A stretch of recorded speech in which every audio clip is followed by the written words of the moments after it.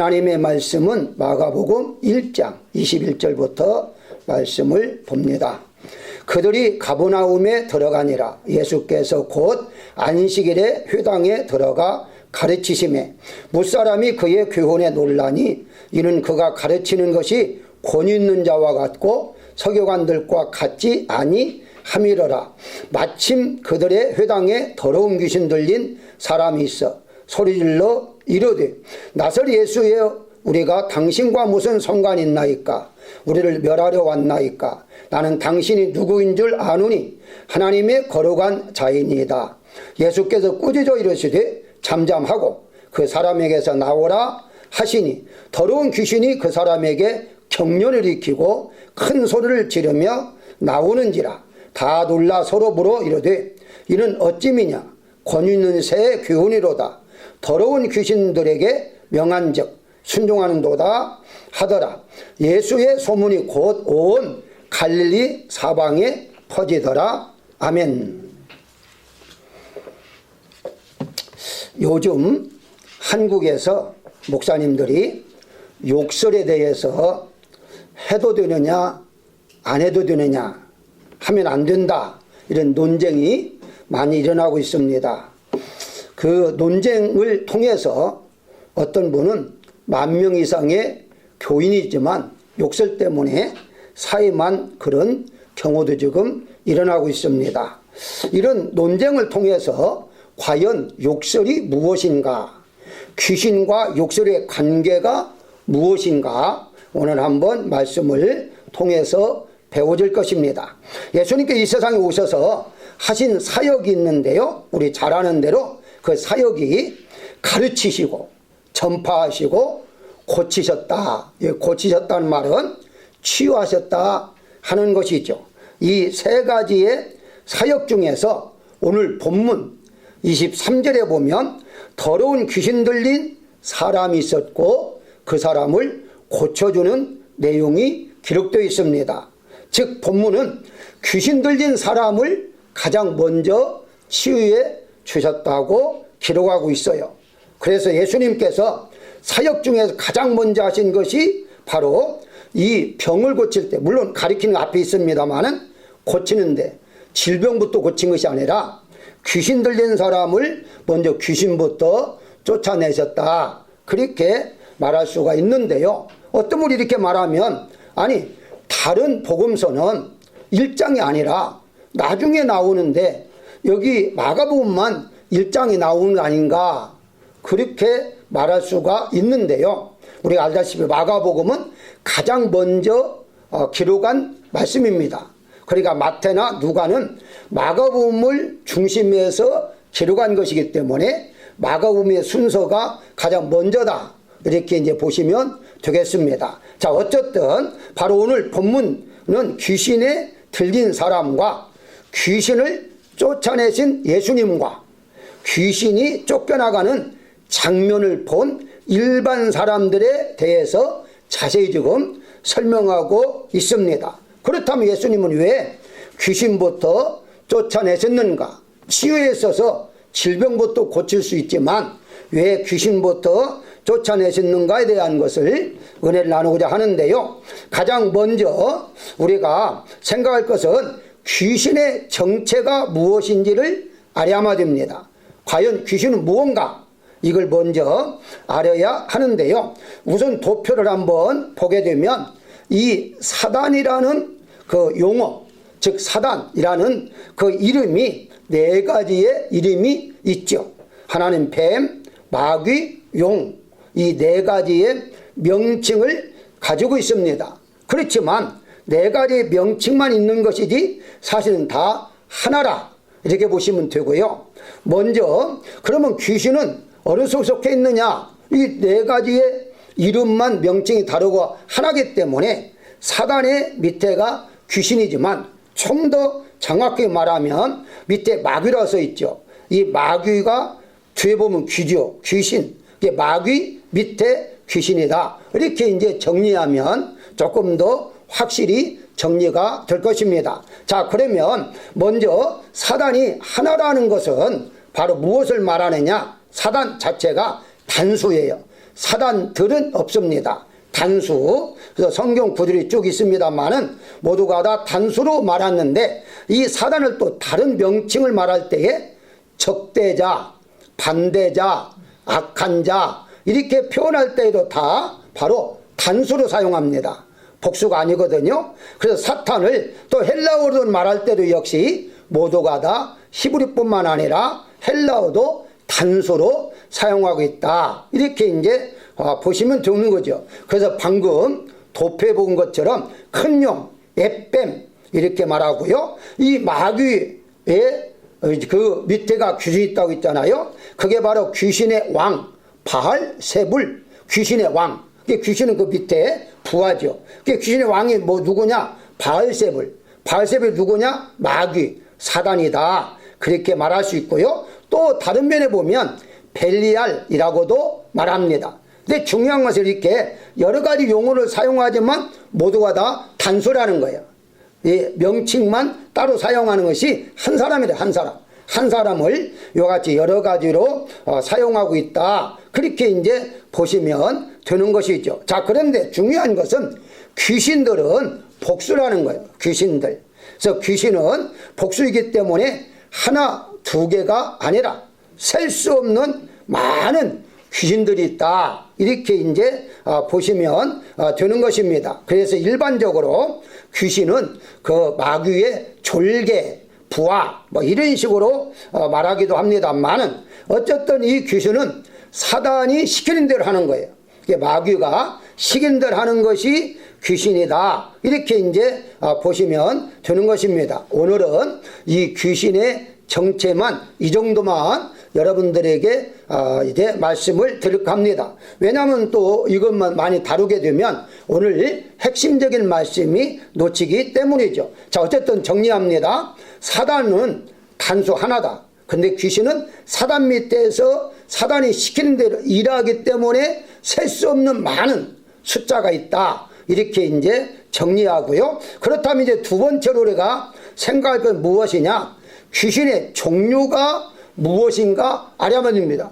귀신은 귀신들이기 때문에 사단은 하나니까 뭐 종류라고 말할 수 없죠. 명칭만 다르지만 귀신은 많기 때문에 귀신에도 종류가 있습니다. 자, 그렇다면 귀신의 종류는 무엇인가 라고 했을 때에 먼저 마태복음 25장 41절에 보게 되면 또 왼편에 있는 자들에게 이르시되 저주를 받은 자들아 나를 떠나 마귀와 그 사자들을 위하여 애비든 영영한 불에 들어가라. 여기 마귀는 하나, 사자들 복수지요. 여기 말하는 사자가 바로 귀신들을 말하는 거예요.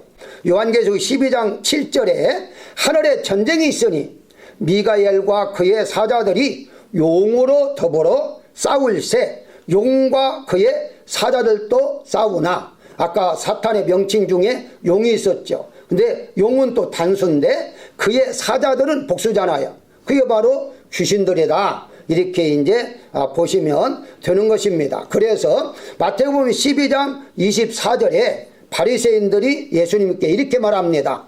귀신의 왕 바알세불을 힘입지 않고는 귀신을 쫓아내지 못하느니라 라고 말하므로 여기 바알세불 누구라고 했어요? 마귀.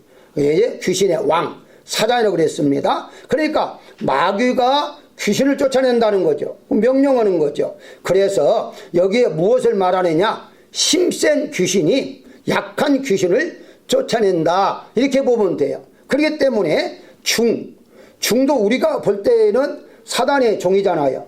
그런데 중이 귀신을 쫓아내잖아요.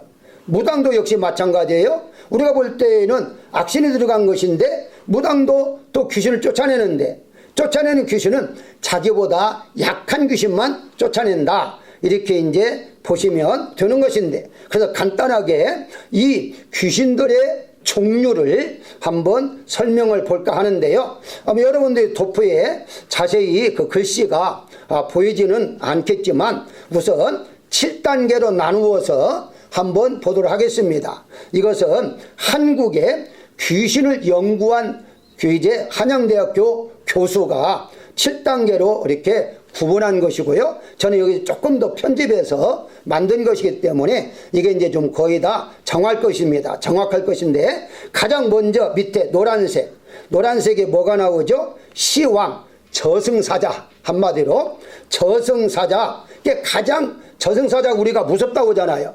저승사자 오면 굉장히 무섭다고 하는데, 귀신 중에는 가장 낮은 귀신이에요. 낮은 귀신. 그 최하다 이렇게 이제 보시면 되고요. 그 다음에 이제 조금 더 올라가면 터주 귀신, 선앙당 여러분 들어봤죠? 그 다음에 삼신 할머니, 아마 젊은 사람들은 모르지만 옛날 분들은 다 들었을 거예요. 이런 이제 잡귀, 잡신 이런 것들이 두 번째 이제 낮은 단계다 이렇게 보시면 돼요. 자, 여기에서 터주신이 나왔는데, 터주신이 무엇이냐? 이것이 바로 터주대감이라고 해서 집을, 그 땅을 지키는 거예요. 그렇기 때문에 우리가 이 터주신이라는 것은 그 땅을 지키는, 집터를 지키는 것이기 때문에 이제 대감이라는 그 이제 벼슬을 넣어가지고 터주대감 이렇게 부르거든요. 그래서 우리 믿는 사람들은요, 분명히 하나 알 게 있습니다. 우리가 이 얘기하다가 잘 몰라서 사용하겠지만, 그 지역에 있어서 조금 오래 산 분을 가리켜서 이분 터주대감이야 이렇게 말한 분이 있거든요. 안 믿는 사람에게는 관계없지만 믿는 사람에게는 큰 욕입니다. 왜냐하면 믿는 사람에게 귀신이다 하는 말하거든요. 지금 그 터주대감이라는 말은 당신 귀신이야, 터주 귀신이야 이렇게 말하는 것이기 때문에 우리 믿는 사람은 절대 이런 단어를 사용해서는 안 되는 거예요. 어쨌든 이 터주대감은 그렇게 높은 벼슬은 아니에요. 그 다음에 성주, 이 성주는 집을 지키고, 집을 지키는 터가 아니고 집 자체를 지키는 거예요. 그리고 분영, 나라를 지키는 거. 여러분들이 잘 아는 대로 이 성주 집 지킬 때에 구릉이가 그 하나의 신입니다. 옛날에 시골에 보게 되면요, 지붕에서 이렇게 초가집 같은 경우에서 구릉이들이 좀 살았거든요. 그 구릉이가 바로 그 집을 지키는 신 성주로 그렇게 섬겼기 때문에 구렁이가 나오면 그 집안이 망한다는 말이 있어요. 어쨌든 이와 같이 이제 3단계가 바로 이런 것이고, 그 다음에 네 번째가 그 무당들이 믿는 자기 신으로 모시는 게 있어요. 그 우리 한국의 고유의 장군들, 최영 장군이나 임경업이나 신립이나 이런 장군들을 모시고, 그들을 모신다고, 우리는 모신다고 하면 안 되고요. 어쨌든 무당은 모셨다고 있죠. 그래서 이 장군의 신을 모셔서, 장군이 심세잖아요. 그 약한 귀신들을 장군의 이름으로 쫓아낼 수 있겠죠. 그 다음에 이제 단계가 외국의 장군들 모시는 거예요. 특별히 중국에 있었던 장군들. 그 바로 유비, 간우, 장비, 자갈량 이런 것들인데요. 어쨌든 굉장히 높죠. 이 사람들 입장에서는 높아요. 그러니까 예를 들어서 간우나 장비의 신을 모신 사람이, 그들이 말하는 거예요. 모신 사람이 한국의 신 최영장군 같은 거 이기니까 쫓아낼 수가 있겠죠. 그 다음에 이제 여섯 번째가 산신계통을 이제 믿는 건데, 산신계통이 무엇이냐? 바로 본양 산신이다 해가지고 한마디로 말하면 산신령 이렇게 말할 수 있죠. 산신령은 누구예요? 호랑이잖아요. 그리고 바다, 해왕신, 해왕신이 뭐예요? 뭐 거북이도 있고요, 여러 가지 있겠죠. 어쨌든 이런 신들. 그 다음에 마지막에 가장 높은 신이 있어요. 가장 높은 신이 있는데 그게 바로 천신의 계통이다 해서 1월 성신, 한마디로 해의 신, 달의 신, 이런 신을 믿는 거죠. 그리고 칠성, 이런 칠성신을 또 섬기는 사람도 있는데 가장 높은 신을 믿는 사람이다. 무당 중에서 이 천신을 이제 받았다면요, 최고의 높은 신이다. 이렇게 이제 보시면 돼요. 자, 어쨌든 제가 이렇게 간단하게 여러분들이 소개한 이유가 무엇이냐?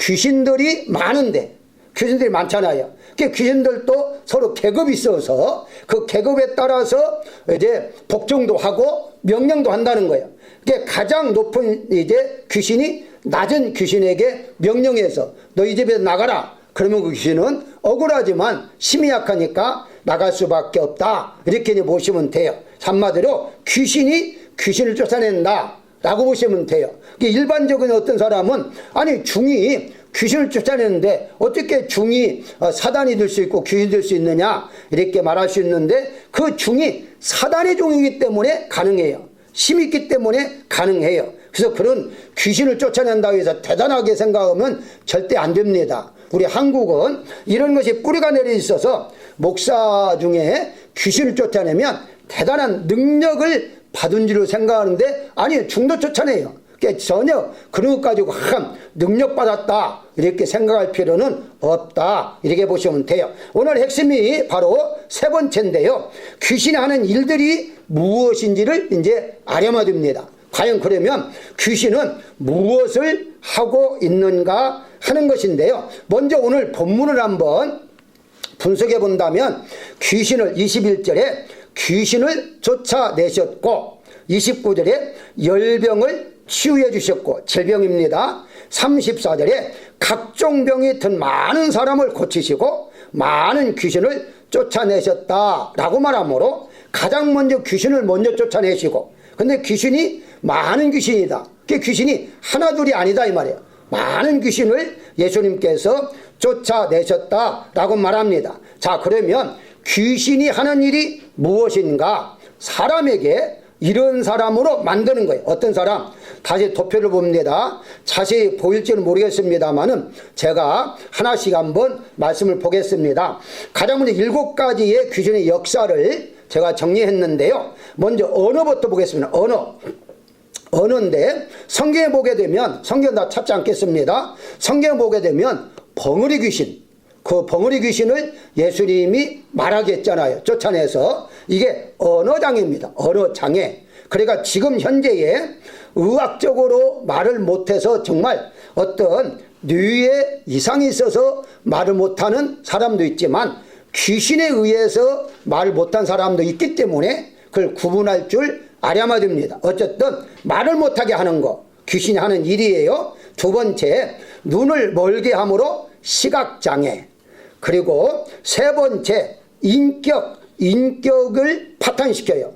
여러분 알다시피 여기 마태복음 12장 45절에는 귀신 나갔다가 다시 돌아올 때에는 7 귀신을 데리고 왔다는 말이 있어요. 돌아다니다가 다른 데 있을 수 없어서 자기 집으로 왔는데 7 귀신을 데리고 오므로 전 형편보다 더 악해졌다라고 말을 해요. 이건 모두가 다 인격적으로 파괴시키는 거예요. 인격장애. 그 다음에 이제 허리 아프게 하는 귀신이 있었죠. 그 허리 아프게 하는 귀신은 지체의 장애. 허리가 가장 중간이잖아요. 허리가 아픈 것은요, 모든 것이 다 약하다. 이렇게 이제 보시면 돼요. 그 다음에 이제, 5번째가 무엇이냐? 바로 불안장애인데요. 괴롭게 하는 거예요. 사람들을 괴롭게 하는 것은 불안장애로 들어갑니다. 그 다음에 이제 속이죠.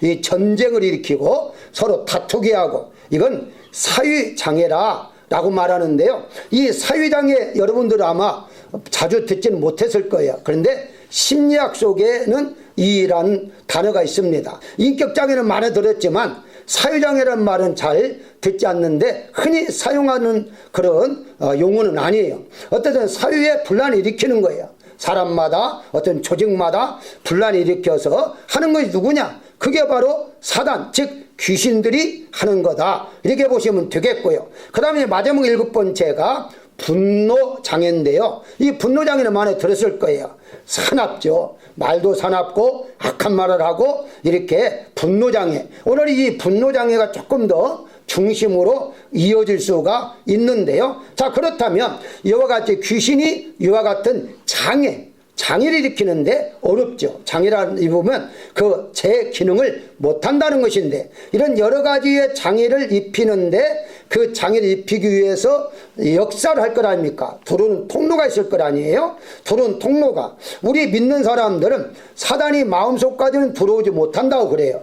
그건 이제 성경적이고, 그러나 역사는 할 수가 있거든요. 밖에서 이렇게 조종을 할 수가 있기 때문에 그 조종하는 데에 통로가 있습니다. 다시 한번 도표를 보게 되면 악한 영들의 통로가 있는데요. 가장 먼저 중간에는요, 바로 아까 말한 대로 뱀, 사탄, 마귀, 용이라는 하나의 사단이 있었고요. 그 다음에 이제 이들이 하는 것이 교만하게 하고 생각을 사로잡고 언어 아까 설명드렸습니다. 그리고 더럽게 하고 정욕으로 살게 하고 미신을 믿게 하고 죄를 범하게 하고 이런 등등이죠. 이런 등등인데 이걸 가리켜서 악한 영을 가리켜서 악령이라고 하죠.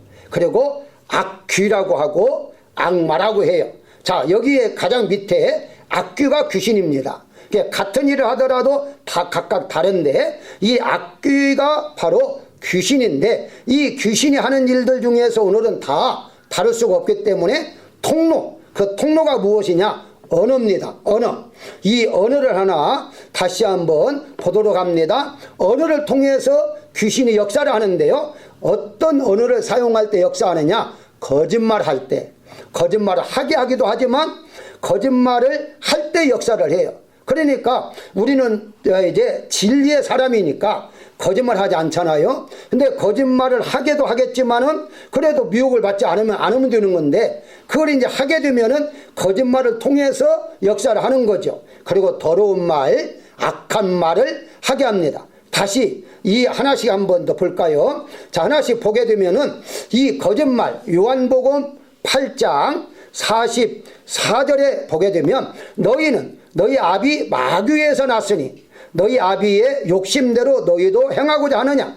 그는 처음부터 살해난 자요 진리가 그 속에 없으므로 진리에 서지 못하고 거짓을 말할 때마다 제 것으로 말하니 이는 그가 거짓말쟁이요 거짓의 아비가 되었습니다 라고 말을 해요. 사단의 부하가 귀신이고 거짓말하는 귀신이 거짓말을 하게 한다는 것, 이거 우리가 분명히 이제 기억을 해서 어떤 경우라도 거짓말해서는 안 되는데 이렇게 하다 보면은 많은 분들이 아니 우리가 거짓말하지 않고 어떻게 살아가? 근데 성경에서는요 가장 큰 거짓말이 무엇이냐? 성경을 잘못 가르치는 겁니다. 왜곡하는 거예요. 이게 가장 큰 거짓말이에요. 예를 들어서 천국이 있는데 없다 하는 거, 그게 가장 큰, 지옥도 마찬가지예요. 가장 큰 거짓말이기 때문에 우리가 분명한 것은 천국은 있다, 지옥이 있다, 분명하게 말을 하는 것, 이게 중요해요. 성경대로 말하는 것, 이게 중요하다 이렇게 보시면 되겠고요. 그 다음에 이제 더러운 말은 에베소 4장 29절에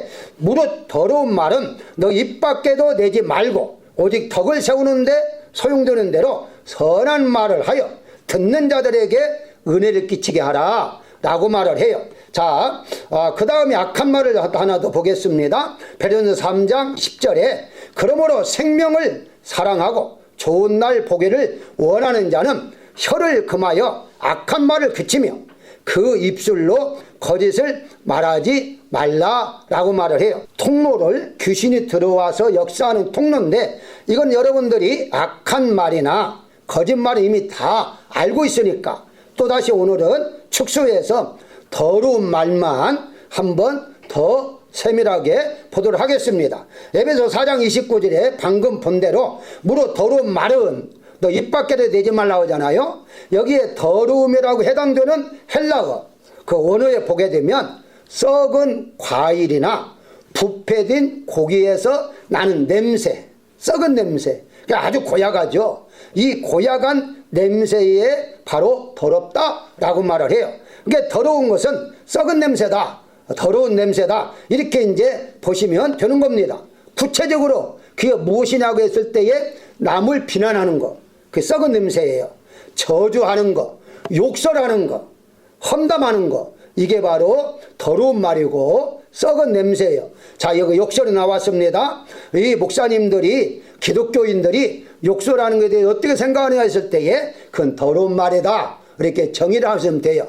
어떤 경우라도 욕설해서는 안 된다라고 말씀을 드릴 수가 있어요. 조금 더 구체로 볼까요? 에베소 5장 4절에 그렇다면 누추함과 어리석은 말이나 희롱의 말이 마땅치 아니하니 라고 말을 했는데, 자 여기에 다시 에베소 4장 29절에 더러운 말, 그러면 이 누추한 말과 더러운 말이란 무엇을 말하느냐? 같은 말이에요. 한마디로 누추한 말이 더러운 말이에요. 그게 결과서는 더러운 말을 하지 말아라 라고 성경은 말하고 있는 거예요. 어떤 경우로 우리의 입술에서 욕설이 나와서는 안 된다 라고 말씀을 드릴 수가 있는데요. 자, 그렇다면 조금 더 한번 보도록 한다면요. 골로새 3장 8절에 보게 되면은 부끄러운 말이라고 말을 해요. 역시 부끄러운 말이 더러운 말이에요.